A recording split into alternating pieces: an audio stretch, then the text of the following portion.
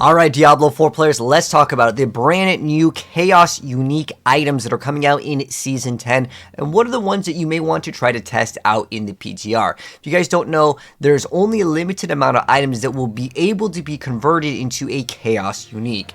So how it works is an item can roll as a Chaos Unique that normally doesn't roll in that slot. So for example, Hooves of the Mountain Gods, these are normally a pair of boots, Ophidian Iris is normally an amulet. You get the same exact item, so it does the exact same thing, but it's in another slot. So that way it frees up some areas. This is particularly really strong for the Druid, but it can also apply to other classes, as there is like a slot where you just like have to play something, so you can't run, let's say, the Harlequin or maybe the Air of Perdition, because you need a certain item for your build to come up online.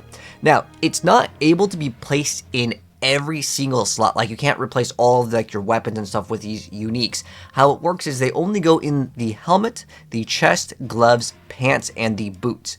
Now, to be fair though, the helm, the Air of Perdition is like incredibly powerful, and the Shroud of False Death is also very powerful. However, there could be some areas where like the gloves, it depends on the build that you're playing. Like if you need to have Pain Gorgers, well then you could move them into another slot. But mostly this is the area that most people will get these brand new Chaos Unique items, and then they're just going to have, instead of normal boots with, let's say if you're playing the Sorc build, like an Orange Herald aspect, which is still okay, but to have this over here and then have another amulet slot is way crazier. But there's a lot of stuff that I want to go over for all of the classes, so let's go ahead and go over kind of the ones that you want to think about for making some builds. Some of these will be more meta than others, but I want to start off with some of the generic ones that are going to be good depending on the build that you play. So first off, if you are playing any build that doesn't really have a huge resource cost, or you can get a bonus, right now what comes to mind is the Hydra build, right, where you're going to be spending all of your resource every single time you activate anyways. So increasing the resource cost for it doesn't really matter. So this can give you a big multiplier. You get 15% increased damage that can stack up to 5 times. So it's 15 times 5, pretty nice amount of damage over there. You also get cooldown reduction and lucky hit chance and max life. So again, you would just replace this in your pants or your boots, and then these would be a pretty good item to go ahead and acquire for the Hydra build, but there's tons of other builds. I'm just naming some for examples. And then also what's going to be good for a lot of builds as well is going to be the Banished Lord's Talisman. So the reason why Banished Lord's Talisman will actually be very good for a lot of different builds is simply due to it being able to give you that guaranteed overpower, which is really important for some builds, especially because you can reach 275 resources with so many builds. Heck, the Hydra build can do this instantly, and then because it is also a core skill, then you then overpower, and it's going to do a lot of damage. Plus you get ranks to core skills. Really good thing indeed. So this is going to be probably good for the Hydra build as well, but this is also particularly very strong with the Spiritborn, as there is also like the Rada Kipalike, where you spend a bunch, you can make it so you can spend a bunch of resources with other like combos and stuff. I remember this was like a popular thing to do, and you just get 100% overpower.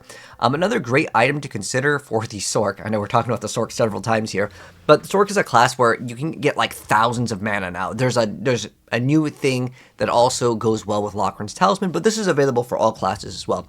So what it does is gives you extra critical strike chance for your resources, but also each point of primary resource above 100 will grant you 0.2 critical strike damage instead. So you can get crazy crit multi over here, and this is going to be excellent again for the Sorc, specifically because again there's some new stuff that lets you go into the thousands of mana, which we couldn't have before, but in Season 10 it's going to go crazy. But there could be some other classes where you can get like a decent amount of maximum resource, and then you can put this again in your boot slot. It also gives you all stats, however it's a pretty low amount. Most of like the all strength or int is like 20 something plus. So 3% is pretty small, but it is all stats. The res is kind of weak, but you just get crit strike damage and more resource as well. But there is a lot of builds that can do bonuses depending on resource, so this is something that could be kind of useful. And then also another great item for a lot of different builds is Pain Gorger's Gauntlet. Now depending on the class or the build that you're playing, maybe you really need that glove slot for a very specific thing, and then now you can swap off of this. Keep in mind that's 125 X damage, and you can just move it to your boot slot, and then the gloves could actually be a good pair of gloves. Usually gloves will have critical strike chance, attack speed, then your core skill, although this is going to be for a basic build, so you don't really need that. You would normally roll plus ranks in your pants, but still getting the glove slot free would be excellent. And another thing I want to mention also as a bonus here is these stats roll higher than the normal stats. So we don't know how the Hydra build, if it is going to get nerfed, what the numbers are looking like. But if we can get 120x on the, Ophidian Iris in the boot category, then this is going to be super OP, and it doesn't really matter at all. More likely, it's not going to be that big of a deal. But yeah, Pink Order's Gauntlet's pretty good as well. And then moving on to the class-specific ones, because those are the generic ones, again, that we have access to. Remember, you cannot run every single thing over here in every single slot, but as far as the uniques go, these are the ones that we can use. Like, there's also kind of Flicker Step if you want to mess around with it, but most of the time in the boot category, like I mentioned before, these are like the main areas. Just like the pants and the boots, this is the area that you want to put your brand new Chaos uniques in, as those are usually the areas where like you would lack damage, and most of the Diablo is kind of a numbers game. But as far as Barbarian goes, let's go over the class-specific ones now. So as far as the Barb goes, the Ugly Helm over here, pretty good, because what it does is you can deal 60x increased damage. That's like the most important thing, because you just convert your damage to fire, and then you just do increased fire damage over here. So again, putting this in the boot slot would be great. Another great popular unique item would be the Rage Haragoth chest armor, which has a chance to bleed, which gives you extra cooldown. Again, more likely put it in the boots department and you're going to be good to go. And then Hooves of the Mountain God is kind of cool too, although again, because it's in the boot category, you're going to more likely put it there. Anyways, however, again, since the numbers do also get increased, this number could, I don't know what's going to go to. Comparing to the Hydra, it would be like 120. So even if it's a normal slot that you would put it in, you would move it up to, let's say, the pants category, and then you get like a, nice little like a 20x multiplier bonus, which is cool.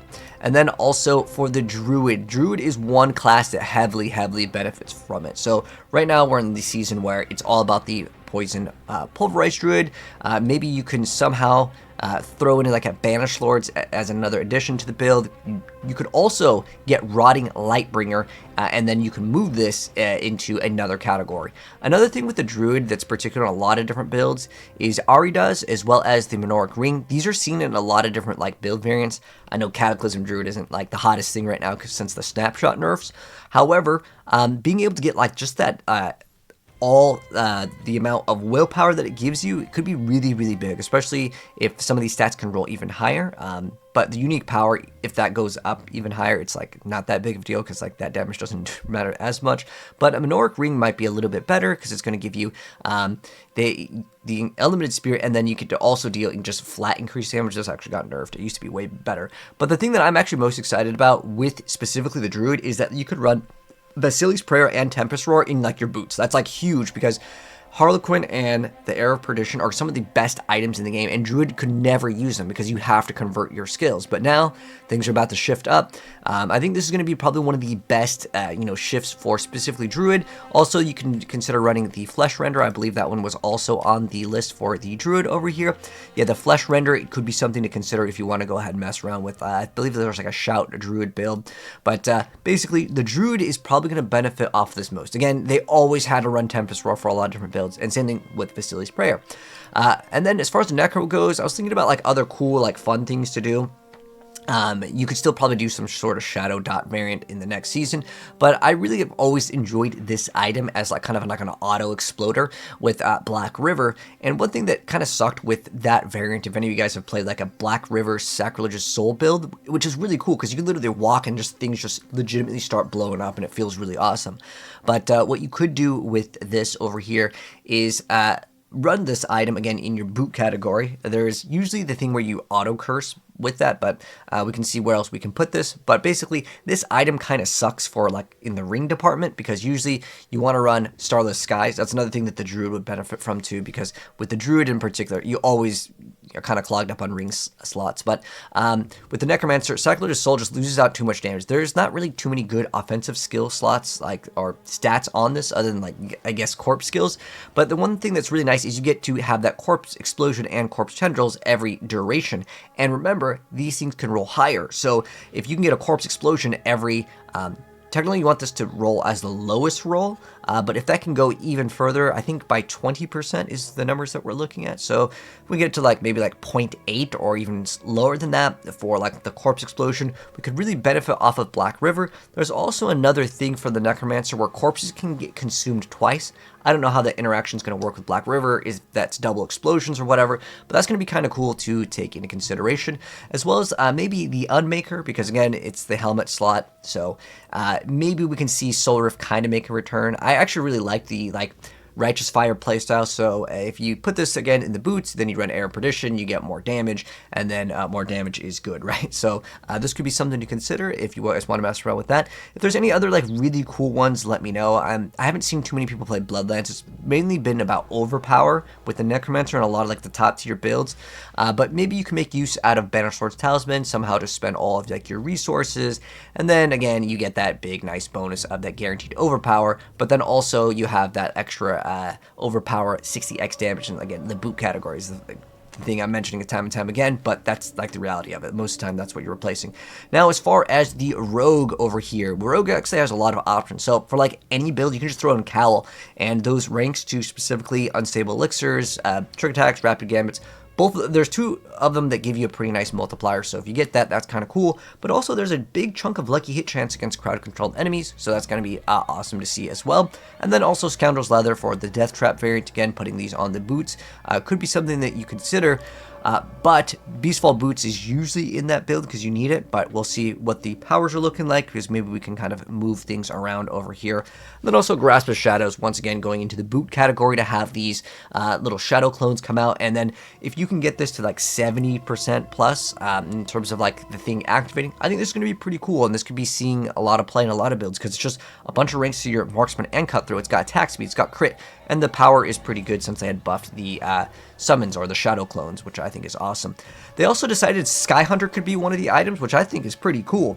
So Sky Hunter, it used to be really broken with thorns back in the day because thorns could not crit. But the special power that Sky Hunter has is the first direct damage that you deal to an enemy is a guaranteed crit.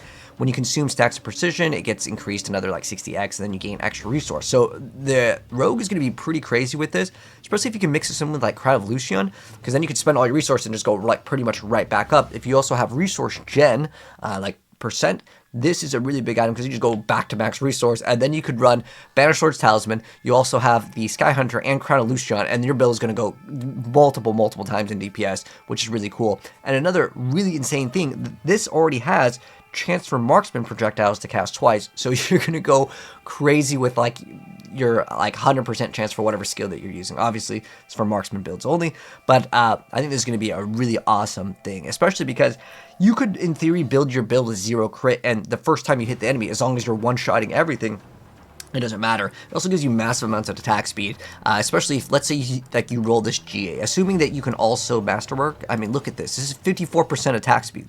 Another thing that's really good with this, that can also be in this category, is the brand new helmet, the Death Mask. I mean, it's 100x damage. I could throw this on a pair of boots plus Flurry. I mean, this is going to be really good. Again, the stats can roll higher, like 120x damage. This will be awesome. So if you're a Flurry Rogue enjoyer, the build's going to get a lot better. Another thing that's kind of cool, which is any build that uses imbuements or even ultimate damage over here. Mainly this is used for rate of arrows, but I saw crazy amounts like of plus imbuements when you like masterwork, like plus 16 to your imbuement skills. Then we also got the buff on the key passives for the imbuement potency, so plus 16 again when you swap out a pair of boots. This is just massive. But yeah, Rogue is going to be eating good, specifically because Sky Hunter, I mean, again, if you get that bonus to roll even higher, because you can roll a GA, like at least from what we can see over here via the picture, you would still roll the GA, but then on top of getting the GA, you also get a bonus on the power. So it's just another like crit multi, but again, this is just going to be really good for just that 54% attack speed is crazy. You get crazy crit multi on that. Look at that, like 300.